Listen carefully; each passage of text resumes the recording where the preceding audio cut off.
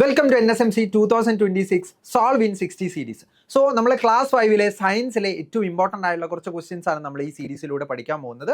So first question നമുക്ക് എന്ത് ചെയ്യാം, ഒന്ന് നോക്കി നോക്കാം. ഫസ്റ്റ് ക്വസ്റ്റ്യൻ നമ്മളോട് ചോദിച്ചുള്ളത്, which state of matter has definite volume but no definite shape. അതായത് ഏത് സ്റ്റേറ്റ് ഓഫ് മാറ്ററിനാണ് കൃത്യമായിട്ടുള്ളൊരു വോളിയം ഉണ്ട് പക്ഷേ അവർക്ക് കൃത്യമായ ഒരു ഷേപ്പ് ഇല്ലാത്തത് ഏതാണെന്നാണ് ചോദിച്ചിട്ടുള്ളത്. So definite volume definite shape ഉള്ളതാണ് നമുക്ക് സോളിഡ് ആണെന്ന് അറിയാം.